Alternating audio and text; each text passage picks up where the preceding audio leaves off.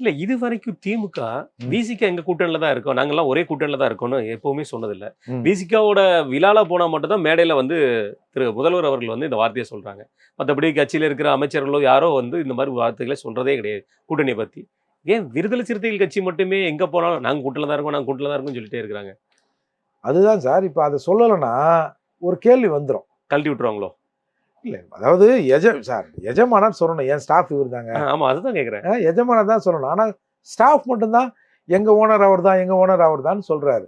அப்போ தான் நாளுக்கு நாள் பலவீனமாகிக் கொண்டே வருகிறோம். நம்மள யாரையும் கழட்டி விட்டுறக்கூடாது. சப்போஸ் திமுக கழட்டி விட்டா நம்ம எங்க போய் நிப்போம்? அப்படிங்கிற எண்ணம் கூட அவருக்கு இருக்கலாம். எப்படியா இருந்தாலும் தான் வந்து சர்வே ஆகணும்ல சார். ஒரு அட்லீஸ்ட் ஒரு எம்பியாவது இருக்கணும். ஒரு 2, 3 எம்எல்ஏவாவது இருக்கணும். ஆனா இந்த பயலுவல எம்எல்ஏ ஆக்கி விட்டோம்னா, நம்ம கட்சியில நின்னு எம்எல்ஏ ஆகி, என்னுடைய செல்வாக்கில் எம்எல்ஏ ஆகி, அவன் அவன் திமுக காரனா மாறி நிக்கிறான்.